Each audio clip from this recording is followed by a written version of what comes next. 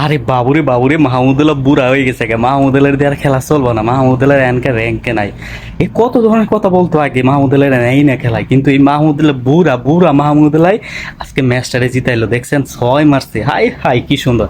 আর আমাদের প্রিয় তাহিদ হৃদয় ভাই, উনি যে হ্যাটট্রিক মারছে, 3টা 6 মারছে একেবারে বাস করে দিয়েছে। খুব ভাই খুব সুন্দর লাগছে খেলাটা। কিন্তু ভাই প্রথম দিক দিয়ে লিটন দাস যেরকম খেলছে, কিন্তু এই যে আমাদের শান্ত, তারপরে তানজিম তামিম, তারপরে হলো আপনার ওই যে সৌম্য সরকার, দাদা দাদা উনি কি করছে, আসে চুপ করে ক্যাচ তুলেন আপাল্লা ইনি ওরাং ইনি কেমনে এগুলো দিয়ে কোন দিয়ে বিশ্বকাপ জিতান যা।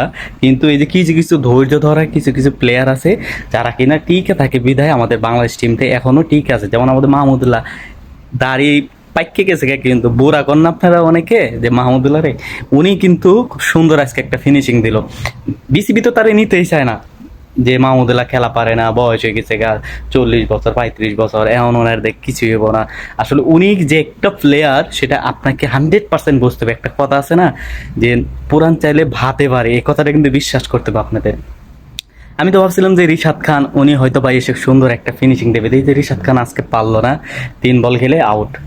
তারপর হলো আপনার তাসকিন আইলো, তাসকিন একবারে বল, প্রথম বলে বল।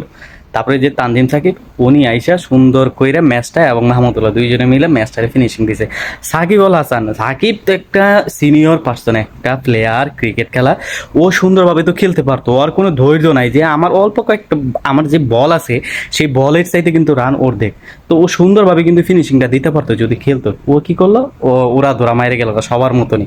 আরে ভাই তুই ফিনিশিং দে, ম্যাচটা খেল, সুন্দরভাবে খেল, ম্যাচটা ফিনিশিং। আমার কাছে আজকে ক্রিকেট খেলাটা খুব ভালো লাগছে। কার কার কাছে কেমন লাগছে অবশ্যই কিন্তু ভাই আপনারা কমেন্টে জানাবেন। আসলে আমাদের বাংলাদেশ ক্রিকেট টিম যদি জিতে তাহলে কিন্তু আমরা অনেক খুশি হই। আমি আজকে সকাল 8:30টার সময় ঘুম থেকে উঠছি। আমি যেহেতু মালয়েশিয়ায় থাকি, ঘুম থেকে উঠে তারপর খেলাটা দেখছি। আসলে আমি এখনো সার্থক হয়েছি যে হ্যাঁ আমি খেলাটা দেখলাম, আমার কাছে ভালো লাগলো যে বাংলাদেশ জিতছে। খুবই সুন্দর লাগছে যে আসলে ঘুম জায়গায় যে আমি দেখছি, বা অনেক অপেক্ষা ছিল যে ইনশাল্লাহ কার কার ভালো লাগছে অবশ্যই কমেন্টে জানাবেন।